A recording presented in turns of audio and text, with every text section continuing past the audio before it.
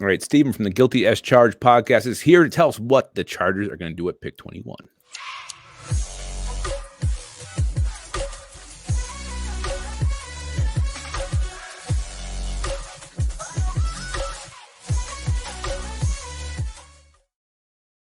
The Onebar and Lupagus show. I'm Lupagus here with a special guest, Steven from Guilty as Charged podcast. You guys may remember that beautiful beard because he's been on the show before when we scold with him. How was it? 2 years ago? You guys played you? I think it was. Yeah, 2 years ago and again this year. So, this will be, the first of 2 times, hopefully, on the show for the 2023 year. Absolutely. Can't wait to have you back again in the fall. So yes, NFL draft just a couple days away. We're trying to get a sense of what teams picking ahead the Vikings are going to be doing. A couple years ago, you guys sniped Rashawn Slater right out from under our noses, but it panned out because we traded back and still got Christian Darrisaw. So yeah, win-win. I think we both felt good about that move. So we're just trying to get a sense of what, you guys just picked 2 places in front of us. What are you thinking? So let's just start right now with the 3 biggest needs. What are the 3 biggest needs the Chargers are looking at right now? First of all, it just seems like the Chargers and Vikings are always kind of like right next to each other in the draft. So always a fun one. In terms of needs for the Chargers, I think, a lot of media members and fans obviously have wide receiver pegged as one of the biggest needs. Keenan Allen and Mike Williams, both restructured this year, both potentially free agents, cap casualties at this time next year. So some uncertainty there. But to me, I think pass rusher is arguably the biggest need on the team. That's one of the reasons why they were not able to close out the Jaguars in the playoff game, is that, they just didn't have enough horses. Obviously, Joey Bosa was coming off of the injury, but they did a really good job on Khalil Mack, they being the Jaguars. And, the Chargers just did not have enough in terms of pass rush to get to Trevor Lawrence once they were up, 27-0. So, edge rusher, pass rusher, interior pass rusher, whatever the case, I'm not necessarily super picky, but they do need more pass rush presence. And then I do think tight end is very much in play as well in a great tight end class. They haven't had a long-term guy since they let Hunter Henry walk to the Patriots. So they've been kind of doing the, low-key veterans with Jared Cook and Gerald Everett. So they do need to find a long-term solution at that position as well. So receiver, tight end, and edge rusher, definitely top 3. Well, I'll be hoping you guys really fall in love with the tight end there at 21, because that's something we do not need. We just keep signing tight ends. So what are you guys thinking? You guys a team that's looking to move down the board to get some more picks, or what? Ideally, yeah. And, Tom Telesco has actually never traded down since he's been the GM. And this is his 11th draft. Yeah, this is 11th draft, and he's never traded down. He's traded up a few times. He's traded up for Jason Verrett. He traded up for Melvin Gordon. He traded up for Ryan Matthews. He traded up for Melvin Ingram. So he's traded up a bunch. And if he really, really loves a player that he feels like is maybe slipping, maybe one of those pass rushers, maybe a Jackson Smith and Jigba type is kind of falling on draft night, he's not going to be afraid to get aggressive. That being said, this is the most they've ever talked about trading down. Usually it's just not even a thing. It's just casual, maybe if the right opportunity presents itself. But every time Tom Telesco or Brandon Staley have been able to speak to the media in this cycle, they've talked about trading down and getting more assets. So if they're able to, that would be fantastic for me, especially in this kind of draft where really you only have about 13, 14 first round grades. So I think that would be an ideal situation for the Chargers. Let me ask you this. So if Jackson Smith and Jigba falls to 21, do the Vikings just give hope he's going to fall 2 more spots? Is he going to be a Charger? Yes, I would say so. The Chargers have a strong history of sticking and picking and having a guy fall in their laps. Telesco said today he thinks that there's going to be 5 quarterbacks taken before them. I don't know if that's going to be the case, but we know there's going to be at least 4. So maybe that does push, Jackson Smith and Jigba down, or maybe, like a Lucas Van Ness kind of player. But if everybody who has a first round grade, pretty unanimously, I can't even say that word right. You're close enough. If everybody who we think goes before the Chargers does go, I think they'll try and trade down. But you never know. Somebody always tends to fall pretty surprisingly. Absolutely. So how about a curveball pick? Maybe not one of those top 3 needs, maybe something a little bit deeper, or maybe just a really good player falls there, a surprising pick the Chargers can make. Yeah, a surprise for me for the Chargers would have to be maybe like a Brian Brzee, or I don't think they would take Elijah Cansey because he's just too small for how they stack things up. But maybe Brzee, maybe Adetomiwa Adebaware from Northwestern. Those two guys check a lot of their boxes in terms of like physical profiles as interior rushers. Obviously Adebaware tested like one of the 99th percentile athletes at defensive tackle, so I wouldn't necessarily be shocked there, but it would definitely be a surprise given their needs at wide receiver, tight end, and edge rusher. Well, I'm happy to hear you want to stay away from Elijah Cansey. You keep your mitts off of him. Brian Brzee, I also like, so I don't like you mentioning his name. I like my defensive tackles to defend the run. I don't know about Yeah, you. yeah. Well, we need some pressure up front from our down linemen, so I'll take Cansey. All right, so we're always be picking by each other throughout this whole process. Where you're 21, we're 23. That flip flops as the rounds go down. So how about some later prospects?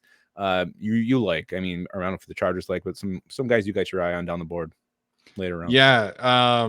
So like I mentioned, the tight end group is really fantastic this year. So is the cornerback group.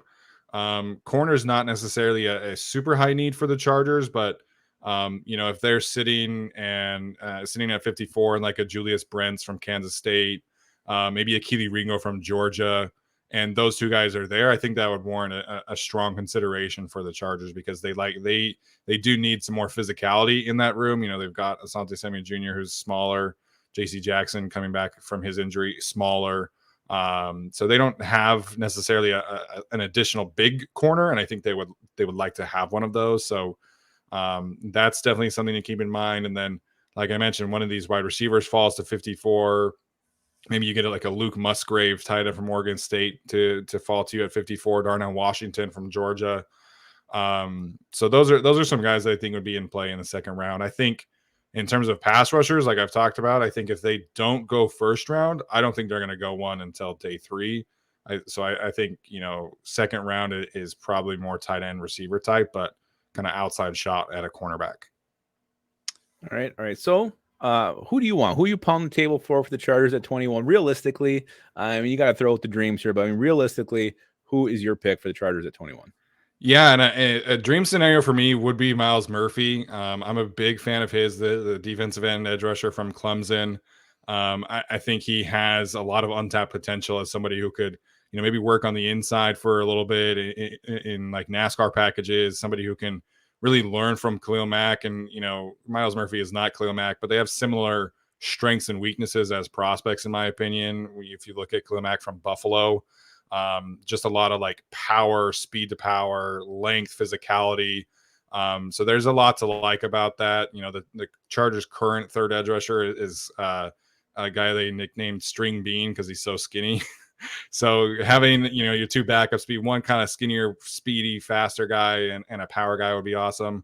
And then how can we not talk about Bijan Robinson, man? The Austin Eckler situation is pretty up in the air. So Bijan coming in and being RB1 right away would be really cool to see.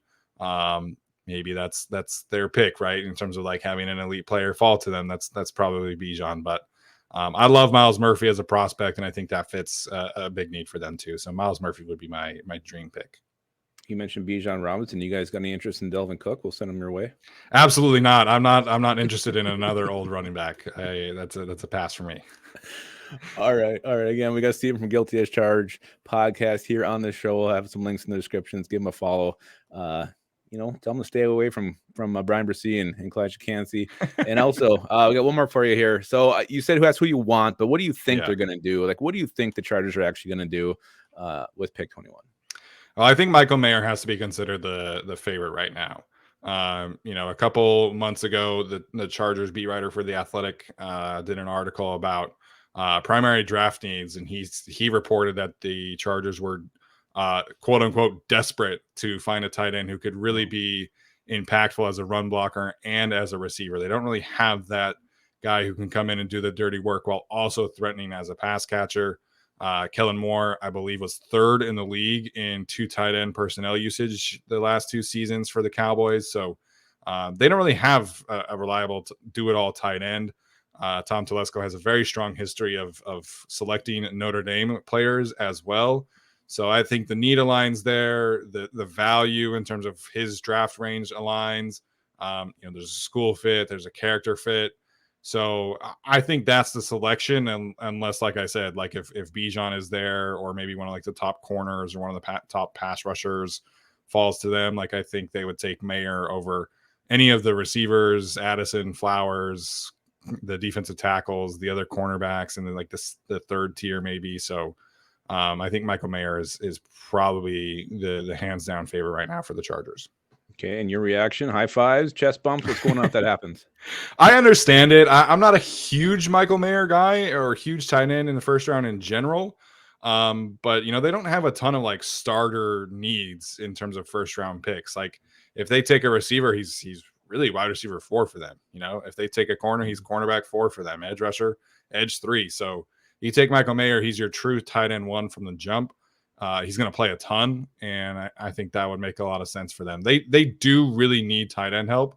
I would just rather wait and see who you could get in round 2, round 3. But like I said, I think he's a more realistic option than some of the receivers or those other guys at pick 21. All right. Well, I hope that's what happens. I hope that's what they do. We'll take one prospect out the board for us. But again, I suppose you're sweating the Lions and even the Packers. Now they're at 13, but 2 teams ahead of you that could take tight ends too. Maybe you want them to take a tight end there. I think the Packers would be pretty surprising taking a tight end. Given how they value pass rusher, and like Lucas Van Ness is like basically a carbon copy of Rashawn Gary. Maybe they'll eventually finally take a receiver in the first round. If Jackson Smith-Njigba is there for them. I guess they're now at 13, not 15 after 13, today. Yep. You guys got to be pretty happy about today's trade. Yeah. It's always good to get Aaron Rodgers out of the division. Feels good. Which means if history repeats itself, he'll be in purple in about a year and a half. So. Yeah. Going from Kirk to Aaron, you couldn't be more different in terms of personalities. Yeah. It'll be something. So, all right, Steven, thanks again for hopping on. Again, happy draft day to you. Guilty as Charged podcast. Check them out. We'll be hooking up with them again. When the schedule comes out, we'll know when we'll be talking to Steven again here next fall. Can't wait for that. All right, guys, thanks for watching. And remember to keep your skull in your hole.